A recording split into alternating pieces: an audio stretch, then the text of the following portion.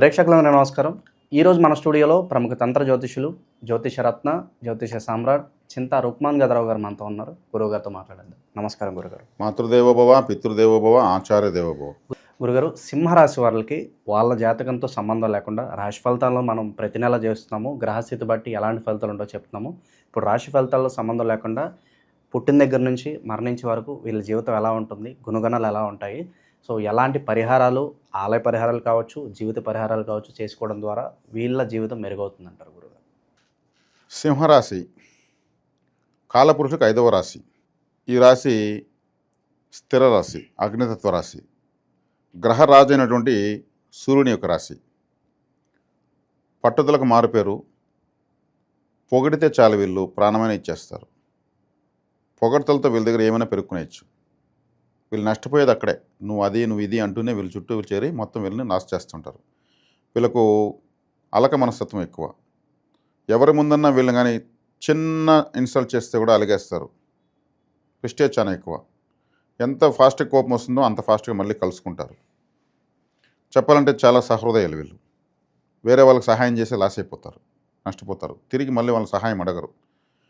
మన దగ్గర సహాయం చేసుకున్న వాళ్ళని మనం చేయి చాచి అడగడమా, మనం లేకపోయినా ఇంకొకరిని చేయి చాచకూడదు అంటే అంత హుందాతనాన్ని ప్రదర్శించి నష్టపోయేవాళ్ళు వీళ్ళు. అదేవిధంగా వీళ్ళు ఖచ్చితంగా కులదేవత ఆరాధన ఖచ్చితంగా చేయాలి, పితృదేవత ఆరాధన ఖచ్చితంగా చేయాలి. మకా నక్షత్రంతో రాశి స్టార్ట్ అవుతుంది. మకా నక్షత్రం పితృ నక్షత్రం. మకా నక్షత్రంలో కానీ వీళ్ళు పుట్టారంటే అంతకుముందు జన్మలో కూడా వీళ్ళు అదే కుటుంబానికి చెందిన వ్యక్తి అని అర్థం. పితృ నక్షత్రం కదా, పూర్వీకులే మళ్ళీ ఆ ఇంట్లో పుట్టారండి. ఒక అమ్మాయి పుట్టిందంటే ఆ ఇంట్లో ఉన్న వాళ్ళ మేనత్తో, వాళ్ళ పెద్దమ్మో, వాళ్ళ పిన్నమ్మో ఎవరో వాళ్ళు అంటానే ఉంటారు. ఆమె పోలికలే, ఆమె పుట్టింది, ఆమె పేరు పెట్టి పిలిస్తే పరిగెత్తుకొని వస్తూ ఉంది అంటారు. ఇంకెవరైనా పుడితే మా తాత, మా పెద్దనాన్న అంటూ ఉంటారు. ఇది పితృ నక్షత్రం కాబట్టి పితృదోషం అధికంగా ఈ రాశికి ఉంటుంది. కులదేవత అనుగ్రహం ఉండదు. కాలపురుషునికి 5వ స్థానం అంటే కులదేవతకు సంబంధించిన రాశిలో వీళ్ళు ఇది రాశి. కాబట్టి వీళ్ళు కులదేవత ఆరాధన, పితృదేవత ఆరాధన ధనుసు రాశి వాళ్ళు చేసినట్టే చేయాల్సిందే, లేకపోతే అభివృద్ధి లేదు. ఈ ప్రెస్టేజ్లో పోకుండా సమాజంతో నటించి, కుటుంబంతో జీవించి కుటుంబాన్ని పోషించాలి. వీళ్ళు సమాజాన్ని పోషించేస్తారు. అది ఎంతవరకు పోషించగలరు? సమాజం విశ్వాసం ఉండదు, తినేస్తారు, నిన్నెవరేమన్నారంటారు. కాబట్టి వీళ్ళు నష్టపోయేదంతా ఇక్కడే. కాబట్టి పొగడ్తలకు పడకుండా కులదేవతారాధన, పితృదేవతారాధన ఎక్కువ చేసుకుంటూ వీళ్ళు ముందుకు పోగలిగితే సక్సెస్ అవుతారు. లేదంటే వీళ్ళు ఫెయిల్యూర్. పొగడ్తలకు పడకూడదు ఫస్ట్ పాయింట్. కాబట్టి వీళ్ళ యొక్క లాభస్థానమైనటువంటి మిథునాన్ని బలపరచుకోవడం వల్ల లాభాలు పెరుగుతాయి. మిథున రాశి అంటే కాలపురుషుడికి 3వ రాశి. మిథున రాశి అంటే కమ్యూనికేషన్స్. మిథున రాశి అంటే డ్రైవర్స్. అంటే డ్రైవర్స్ అంతా కమ్యూనికేటర్సే కదా. స్విగ్గీ, జొమాటో వాళ్ళు కానీ, కొరియర్ బాయ్ కానీ, డెలివరీస్ బాయ్స్ కానీ, రిక్షా దొక్కేవాడికి, ఫ్లైట్ దొలవరికి అందరూ కూడా మిథున రాశి. డ్రైవర్ అంటే మిథున రాశిలోకి వస్తారు, 3వ స్థానం కాబట్టి. మిథున రాశిలో నడి నక్షత్రము ఆరుద్ర. ఆరుద్ర నక్షత్రం రాహుది. రాహు అంటేనే డ్రైవర్. రైల్వే డిపార్ట్మెంట్తో రాహుదే. అందుకే ఒక పాములాగా పోతుంటాయి రైళ్ళు, దేశం అంతా తిరిగేస్తాయి. శాటిలైట్స్ రాహువే. టెక్నాలజీ మొత్తం రాహుదే.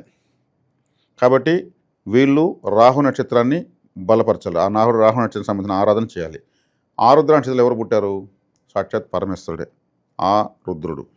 ఆరుద్ర నక్షత్రం శివుడు కాబట్టి ఆరుద్ర నక్షత్రం రోజు రాహుకాలంలో శివారాధన చేస్తే సింహరాశి వాళ్ళకి సక్సెస్, సందేహమే లేదు. ఎందుకంటే వీళ్ళకి లాభస్థానంలో సంపూర్ణంగా ఉన్న నక్షత్రం ఆరుద్ర. ఆరుద్ర అంటే అరటి చెట్టు, అరటి పండ్లు. చక్కగా అరటి పండ్లు నందీశ్వరుడి మెడలో ఒక 5 అరటి పండ్లు దండేసి, శివలింగానికి కూడా ఒక 5 అరటి పండ్లు దండ వేసి, పంచామృతం అభిషేకం చేసి, ఇంకా రుద్రాభిషేకం కూడా చేయొచ్చు బ్రహ్మాండంగా. ఆరుద్ర నక్షత్రం రోజు రాహుకాలంలో పూజ అంటే ఇంకా అది ఎంత శక్తి అంటే ఏ పూజారిని, పురోహితులు అనేది చెప్తారు, కాని పని అంటూ ఉండదు. అది ఏదైనా జరిగి తీరాల్సిందే. అందున రవిగ్రహానికి అధిష్టాన దేవత రుద్రుడే. సూర్య అనుగ్రహం ఎక్కువ కావాలంటే సూర్య నమస్కారాలు చేస్తే ఎంత వస్తుందో అంతకన్నా ఎక్కువ రుద్రాభిషేకం చేస్తే వస్తుంది. కాబట్టి ప్రదోషకాల పూజ, సూర్య నమస్కారాలు, రుద్రాభిషేకం, ఇది ఇంకా వీళ్ళకి తిరుగుండదు. తెలిసిపోతుంది ఎవరి ద్వారా నష్టపోతున్నామని.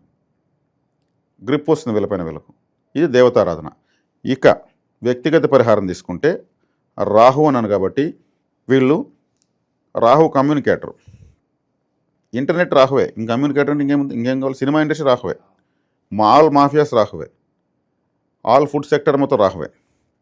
సాక్షాత్తు పరమేశ్వరుడే ఆ నక్షత్రంలో ఉద్భవించాడు. కాబట్టి వీళ్ళు 3వ స్థానం కాలపురుషునికి. ఎక్కడన్నా హోటల్లో భోంచేస్తే టిప్పు కంపల్సరీ ఇచ్చేసి రావాలా. దాని ఫలితం మళ్ళీ వేరే లెవెల్లో ఉంటుంది. ఓ ఆటో ఎక్కితే వాళ్ళు 10-20 ఎక్స్ట్రా చెప్తారు, మామూలే. వాళ్ళు అడిగింది ఇచ్చేసేయడం బెటర్, బేరం అనకుండా. ఆడ 10-20 ఎక్స్ట్రా ఇస్తారు, వీడు మనకి చిన్న పనులు జరుగుతాయి ఆడ ఇవ్వడం వల్ల. అదేవిధంగా పావురాలకు గింజలు వేయచ్చు. పావురం కమ్యూనికేటర్ బర్డ్. పావురాలు పోస్టల్ డిపార్ట్మెంట్ ప్రాచీన కాలంలో అవే చేశాయి. ప్రేమలేఖలు, రాజులకు వర్తమానాలు అవన్నీ ఇప్పుడు కూడా కొన్ని దేశాలు పావురాలతో పోస్టల్ డిపార్ట్మెంట్ నడిపిస్తున్నాయని కూడా చెప్తారు. ఇక్కడ పావురాలకు గింజలు వేయడం ఇటువంటివన్నీ చేయొచ్చు. రాహుకాలంలో శివునికి పూజించడం ఇవన్నీ వీళ్ళు చెయ్యొచ్చు. ఇక వ్యక్తిగత పరిహారం ఉంది, ఆలయ పరిహారం ఉంది. ఇక వైద్య సేవ. వైద్య సేవ అంటే చేతులు భుజాలు సంబంధించినటువంటి, అంటే ఈ సమస్యలు ఉన్న వాళ్ళు, అంటే పెరాలసిస్, భుజములు ఇవన్నీ కూడా బలహీనంగా ఉన్న వాళ్ళు, పెరాలసిస్ ఉన్న వాళ్ళు, ఇటువంటి వాళ్ళకు సర్వీస్ ఇవ్వచ్చు, సేవ చేయొచ్చు, హెల్ప్ చేయొచ్చు. ఇలా చేయడం వల్ల మంచిది. అదేవిధంగా డ్రైవర్ అన్నాను కాబట్టి అంబులెన్స్ డ్రైవర్స్కి ఇయర్ ఫోన్స్ తీసేయచ్చు. వాళ్ళు వాళ్ళ ఫ్యామిలీని తాకుతూ ఉంటారు, ఈ టెన్షన్గా తోలుతూ ఉంటారు. ఫుల్ ట్రాఫిక్లో కూడా వాళ్ళు అందరూ వదిలేస్తారు వాళ్ళకు. అప్పుడు వాళ్ళ ఇంటి నుంచి ఏదైనా ఎమర్జెన్సీ ఫోన్ వస్తే డ్రైవింగ్ చేస్తారా మాట్లాడతారా, ఒక ఇయర్ ఫోన్స్ ఉంటే ఇంకొంచెం ఫ్రీగా మాట్లాడతారు. ఆ కమ్యూనికేషన్ మీరు చేస్తారన్నమాట. కాబట్టి ఇటువంటి పరిహారాలు లాభస్థానానికి సంబంధించి చేయడం వల్ల వీళ్ళు 11వ స్థానాన్ని బలపరుచుకుంటారు, చేసే పనుల్లో లాభాలు పెరుగుతాయి. మగా నక్షత్రం వాళ్ళకు 6వ నక్షత్రం సాధన తార. సాధన తార ఎలా బలపరచచ్చు? మక, పుబ్బ, ఉత్తర, హస్త, చిత్త, స్వాతి. స్వాతి నక్షత్రం వీళ్ళకు 6వ నక్షత్రం. మక, పుబ్బ, ఉత్తర, హస్త, చిత్త, స్వాతి. స్వాతి నక్షత్రం. స్వాతి నక్షత్రానికి సంబంధించినటువంటి సాధన వీళ్ళు చేయొచ్చు. అంటే ఆ నక్షత్రం ముఖ్యమైన పనులు చేసుకోవచ్చు. నరసింహస్వామి ఆరాధన చేయొచ్చు. కాఫీ, తేనె ఎక్కువ తీసుకోవచ్చు. స్వాతి నక్షత్రం సంబంధించి. స్వాతి నక్షత్రం సంబంధించినటువంటి తేనె రంగు, మెరూన్ కలరు, రాహుగ్రహానికి సంబంధించినటువంటి ash colour, silver colour, grey colour వీళ్ళు ఎక్కువ యూజ్ చేయొచ్చు. రాహుగ్రహానికి సంబంధించిన 4వ నెంబర్ని వీళ్ళు యూజ్ చేయొచ్చు. పుబ్బా నక్షత్రం వాళ్ళు. పుబ్బా నక్షత్రం వాళ్ళకు విశాఖ నక్షత్రము 6వ నక్షత్రం అవుతుంది. విశాఖ అంటే వ్యసనకర్ర. ఓ పాకెట్ వ్యసనకర్ర జోగులు పెట్టుకుని తిరగచ్చు. చైనా, జపాన్, జర్మనీ దేశాల్లో ఒక కీ చైన్ లాగా పెట్టుకొని తిరుగుతూనే ఉంటారు. వాళ్ళు టక్ మంది చేస్తారు, ఇసురుకుంటూ ఉంటారు, అది ఫ్యాషన్. అది కూడా వాళ్ళు మంచి సంపన్నులు. పుబ్బా నక్షత్రం వాళ్ళు చేతి వ్యసనకర్ర, పాకెట్ వ్యసనకర్ర బ్యాగ్లో కానీ జేబులో పెట్టుకుని చేతిలో కానీ పెట్టుకుని తిరగచ్చు. సుబ్రహ్మణ్య స్వామి ఆరాధన చేయొచ్చు. విశాఖ నక్షత్రం రోజు ముఖ్యమైన పనులు చేసుకోవచ్చు. అద్భుతంగా ఉంటుంది. అదేవిధంగా ఉత్తర నక్షత్రం వాళ్ళు.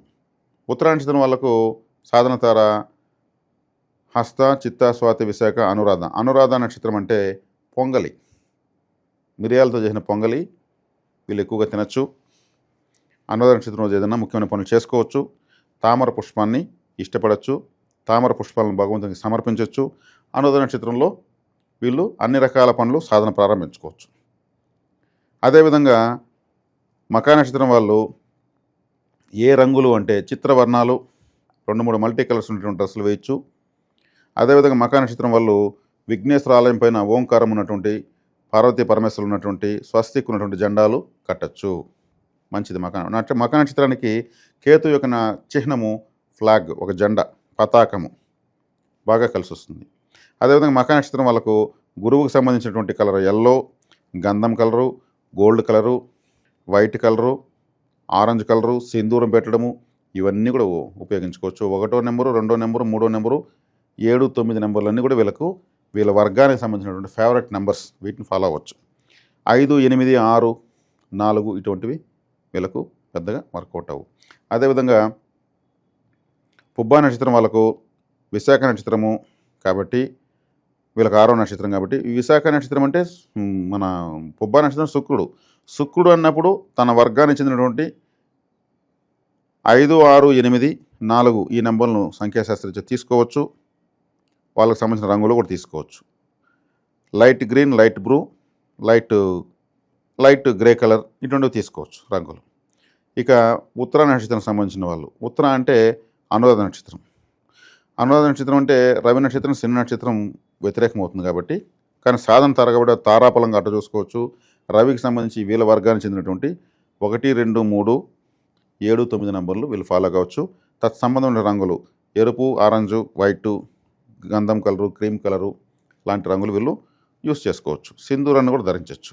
ఇదే నేను చెప్పిన విషయాలు లాభస్థానము జాతకరీత్యా నిర్జీవమైన వైనాశకంలో ఉన్న బాధకాధిపతిగా గ్రహాలు వచ్చి వీళ్ళకు ఈ నేను చెప్పిన సాధన నక్షత్రంలో ఉన్న, అదేవిధంగా అవయోగి నేను చెప్పిన గ్రహాల్లో చెప్పిన నక్షత్రాలకు సంబంధించి ఉన్న, జాతకంలో ఏ తత్ర వేరే అరమరగలు సరిగ్గా లేకున్నా జాతకరీత్యా ఇవి పనిచేయవు.